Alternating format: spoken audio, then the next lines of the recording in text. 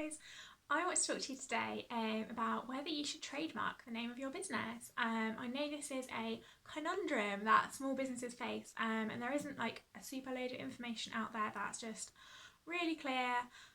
So I just wanted to put in my 2 pence worth. So just to clarify, I am an illustrator with a business in the UK. So I'm only talking about the UK. It will, if you don't live in the United Kingdom, then it will be different. Your legal structures and trademarking things will be different. So this is just about the UK really. And also, obviously, I am in no means a lawyer or can give you any legal advice. Literally, I can just tell you my experience of going through the process and why I decided to trademark my business name. So you have a small business. Should you trademark your name, first of all? So the answer is maybe. So what you need to think about is, firstly, what is the likelihood of someone else wanting to start up a similar business with the same name? So, for example, if your business is named after your full name, then it's probably not something you need to stress about right away, because it's hopefully, unless you have like a really common name, it's unlikely that there'll be someone else wanting to start a similar business who has your exact name. So it wouldn't be like top of my priority. However, if you have a business name, so my business is called Sugar and Sloth, and that is something that anyone could think of and want to start a business, and it would cause confusion if another illustrator wanted to name their business Sugar and Sloth. For both of us, it just wouldn't be good. So that is the reason why I decided to trademark. The other thing you need to consider is how much would it affect you if someone else started using the name. So, for example, if you are a jewellery seller and your name is the Purple Unicorn, and then Topshop brought out a range of jewellery and called it the Purple Unicorn, would that cause confusion? Is that going to cause you real stress and confuse your customers? Maybe. So if you have a trademark for that, then that would stop anyone doing that. So it just kind of safeguards both of you, obviously safeguards yourself, and I'm sure no one else wants to accidentally set up their business with the same name. So hopefully before someone goes forward with their business in the UK, they would have a little look at trademarks that exist. And if they don't and they do set up the business, then you can be like, oh, excuse me, I have the trademark. So that is kind of what you should think about before you trademark. So I didn't trademark for a little while. I did actually take some bad advice because I heard that if I became a limited company, then no one else could use that name. So I thought that was kind of because it is cheaper, it's a cheaper way of doing it than trademark, which can be expensive. But that was actually not true, because although no one else could set up a limited company with that name, it didn't mean anyone can still trade under that name. It gives you no protection in that way. So you shouldn't just assume you are covered just because you are a limited company. You do need that trademark if you want to protect that name. So what else was I going to say? So when you trademark, it's not quite as straightforward as you literally just trademark your name. So you've got a few choices and options. So you can either trademark your name. So literally what I've done is I've trademarked Sugar and Sloth, and I have that with the and in the middle and with the ampersand as well. I haven't trademarked a logo, but you can. So if I think it's more and again, straying into territory that I'm not particularly familiar with, but from my layman's terms, I believe if you want to trademark a word or a business name that is perhaps not super unique, I guess Apple would be a good example.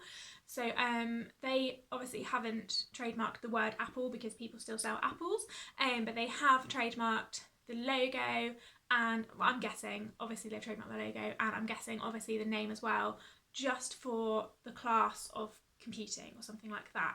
So they obviously are not going to sue greengrocers for selling apples. So I guess if your business name is a bit more generic, you might need to think about trademarking the way that you use that word. But if your business is just a name, and you just want to trademark the literal use of the name, then it is pretty straightforward. So what you need to do is go to the .gov website. So if you type into Google trademarking business name, there are companies who will do it for you. They do charge a fee for that, but that's a route that you could go down if you just want to make it more straightforward. Just be aware that you would be paying more for that service. I did it myself through the .gov website. I didn't find it particularly strenuous or taxing, and it all went through okay. You have to wait quite a long time. It is quite nerve-wracking. But if you want to have a little look and give it a bash, then I'm sure you would be more than capable of going through the process yourself. You just need to dedicate a little bit of time into it. So you go onto the .gov website and you register your trademark. So what you need to do is, so that costs £200 at the time of making this video, which is 2020, September 2020. So at the moment it costs £200. Just for the standard trademark in one class. Okay, so classes. Classes are things like stationery, clothing, I don't know, balloons, I don't know. Some of them are quite broad, so you need to have a little look and see which classes you need to go for. So for a trademark with one class, it's £200, but then for additional classes that you add on, it's an extra £50. So you really want to look at that, because it's going to cost you more, but then it's going to give you more protection for your name. So I think I've got about 5 classes, maybe 4, I can't quite remember. I've definitely got clothing. Like, it's not like super specific, like I make enamel pins. There isn't a class for enamel pins, but there is, I can't remember offhand now, I had to do a little bit of research. It's for like accessories and jewellery and things like that. So you just need to give a little bit of thought to what classes you need to go for. The classes bit does look quite confusing. So how I did it is I went to larger businesses than myself that I knew had trademarks, and I looked at the classes that they had gone for, and that is how I did it. So it's not a super foolproof way. So maybe you do want to use an organisation if you are a little bit uncertain about that, but I just wanted to get it done. So I just looked at what other businesses were using and just worked out what I needed to cover myself for. Stationery is one actually that I have got. And I don't think you can go, I'm pretty sure guys, you can't go back and edit and add more classes later, which is a little bit annoying. So you do want to make sure that you have made your decision on the classes. I think if you want to do that, maybe you have to do a whole new trademark process, which will cost you like another £200 plus whatever. So just make sure that you are covered for the products you want to make, and just think about the future a little bit as well. Like, are you going to want to start making other things? Is that going to be a big deal to you? Because just because you have a trademark, guys, so I have the trademark Sugar and Sloth. You can't actually see, but this t-shirt says Sugar and Sloth, which is why I'm waving it around.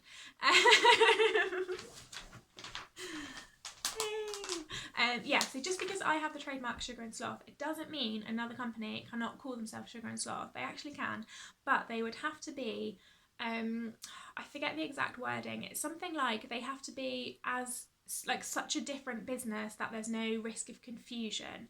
So for example, if someone wanted to be a plumber and call themselves Sugar and Sloth, I think that would be okay. Like, I mean, it's a bit of a weird name for a plumbing company, but because that's such a completely different business,